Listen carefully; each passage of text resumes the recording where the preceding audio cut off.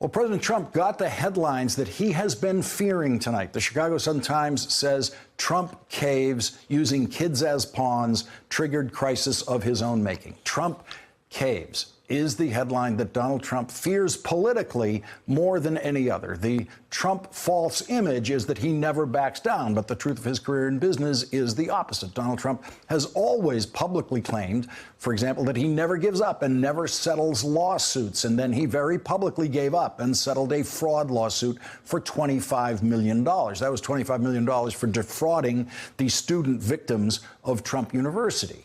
And of course, most famously as president, the very first thing Donald Trump did, was to back down on Mexico paying for the wall. And after Donald Trump backed down and gave up on Mexico paying for a wall on the southern border, the president was captured in a transcript of a phone call to the Mexican president, begging the Mexican president to please stop saying that Mexico would not pay for the wall. And of course, President Trump begged the Mexican president to stop saying it because that hurt Donald Trump's image of never backing down. President Trump backed down on having Mexico pay for the wall, completely backed down on it. And that's why the president is now begging Congress and the American taxpayer to pay for the wall. And Congress is refusing to pay for the wall. President Trump started jailing babies and toddlers and children of all ages in April, and he did it without legislation from Congress. He did it with without an executive order. He just did it through a memo issued by the Attorney General to federal prosecutors in our southwest border states entitled Zero Tolerance. And that memo to prosecutors was a change in the policy of how these children were handled. It was a change in the way the Trump administration was handling these children right up through March of this year. The president, to do that, just needed to tell Jeff Sessions to tell his prosecutors to do that. And now all the president would have to do is tell his prosecutors to stop doing that, to stop prosecuting every family who crosses the border without the proper documentation. But today, the president issued an executive order about the situation, an executive order that helps none of the 2,300 children and babies who are in federal custody tonight because of the Trump zero tolerance policy. The executive order seems to indicate that the Trump administration will continue to pursue a zero tolerance policy.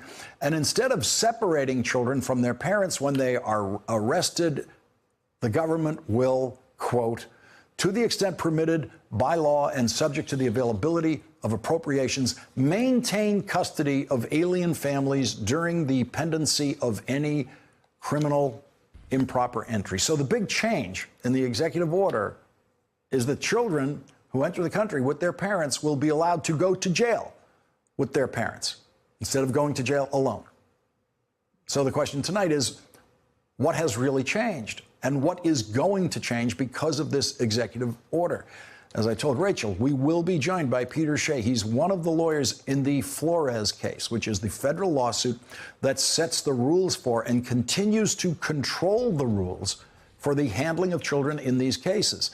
The executive order tells the Attorney General to, quote, promptly file a request with the U.S. District Court for the Central District of California to modify the settlement agreement in Flores versus Sessions. When Jeff Sessions files that request, he will meet Peter Shea in court. And in a moment, Attorney Peter Shea will tell us how he will respond in court to the Attorney General and to President Trump. But first, joining us now from McAllen, Texas, our MSNBC correspondent Jacob Soboroff and MSNBC's Chris Hayes.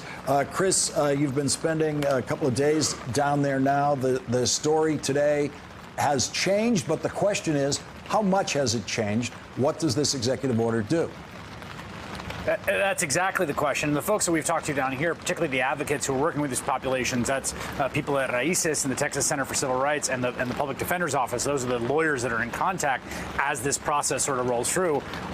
Don't know what tomorrow brings and what Friday and Monday will bring. Tomorrow, there will probably be people in federal court who's had their children separated because they're being processed a day late. But there's a real question, just an open question to everyone down here, which is, come Friday morning, when those 75 people for the morning session in federal court in McAllen come in and they have their sort of intake interview with their public defender. The public defender says, have you been separated from the child? If everyone says no, or people still say yes. And also whether they are still going to be separated from their kid to go to the courthouse and be charged, whether there's going to be a short period of time, 2 or 3 days, and then they're going to be unified.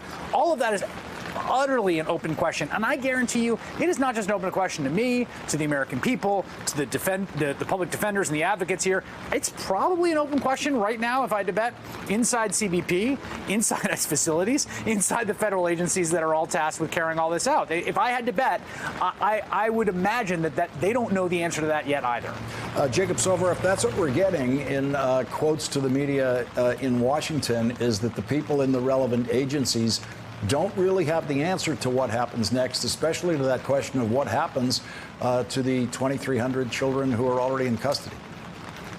And in that regard, Lawrence, there's nothing really new about that. DHS and HHS didn't seem to be talking to each other before President Trump signed that executive order. The Secretary of Homeland Security stood up on that podium and said she didn't know where the girls and the toddlers were just a couple days ago, and they're still not talking to each other. Earlier tonight, HHS told me, an official at HHS had told me that as far as finding out where these 2,300, 2,500 kids are and whether or not they were going to be grandfathered into that executive order, we'd have to go over and ask DHS. It was going to be up to DHS, and only a matter of maybe an hour later, we got a statement on the record from a spokesperson, Brian Marriott at HHS, which basically took that back and said, honestly, we can't give you any answer. So what we told you before, maybe that wasn't quite so true. The ball's not necessarily in DHS's court. And now, again, more questions and answers. And we still, Lawrence, don't know where the girls are and don't know where the toddlers are. And Chris Hayes, we have reports now from inside the White House indicating that John Kelly and White House counsel McGahn were arguing against an executive order in this case, that the president was only going to complicate things by issuing this executive order. The president was out there tonight in his rally crowd where he seemed to have, as usual, that full enthusiastic support of his rally crowd. And they seem to be greeting him as if he had accomplished something. What's your reading just politically of where this stands tonight for the president? You know, I think one of the things that we've seen happen before, I remember this happened with the travel ban, where it was a complete disaster, and then it got enjoined in multiple federal courts. And there were these stories of, like, Steve Bannon wanted this to happen. This was all part of the plan. And I'm a little skeptical of that. I mean, if they were so proud of this policy, if they liked this policy, they wouldn't have lied and hidden it. They wouldn't have come out and said, we have no child separation policy. What are you talking about? They wouldn't have come out and said, no, it's not us. It has to be Congress. It's the law. It's Flores. It's this. It's that. And they spent weeks and weeks hiding the ball, obfuscating, acting like they were taking a candy bar out of the store. And today they acted like they were caught. I mean, that's really what happened here. I mean, they got caught today. So the idea that they're spinning it, that this was all part of their, like, master, 3 moves ahead political strategy because they like to be talking about immigration, I just don't buy it all. I think, here's what I think. I think they didn't think anyone would care about little children from El Salvador and Honduras and Guatemala being taken from their parents. I think they thought no one would care, and they were wrong. People did care, and today they were caught. It doesn't mean they're going to change. It doesn't mean the policy stops. I mean, all of that really remains unclear. But in terms of the politics, like, they got dealt a loss today. I think that is clear and unambiguous.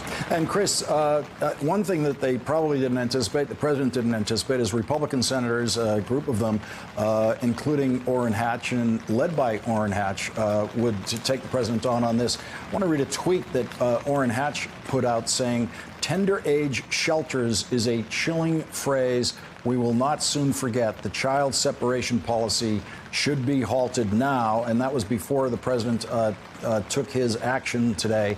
And of course, the concept of tender age is apparently an old legal concept that refers to children of very young ages. And in the current usage of it by the Department of Homeland Security, they and HHS, they apparently mean children age 4 and under. And that's who they are referring to in that report that we got last night. That was news last night about what they're doing with the children age 4 and under. You know, there's this, the language from Orrin Hatch there is interesting to me. Orrin Hatch is someone who said the president has the potential or could be the greatest president we've ever had. He has, like basically every Republican, and including Jeff Flake, who's said some things he doesn't like about the president, basically moved lockstep with him from a policy perspective. There's been a question all along about what the binding constraints on this presidency are and whether the institutions of American civil society and rule of law will hold in the face of someone who manifestly has no care for them sitting in the Oval Office, that being the president. And in the past, what has constrained him has been politics of the Obamacare fight when John McCain gave the thumbs down, and largely the courts. I mean, the DACA order was held up in the courts and enjoined. Travel ban 1.0 and 2.0 held up in the courts. 3.0 before the Supreme Court. We should get a ruling soon.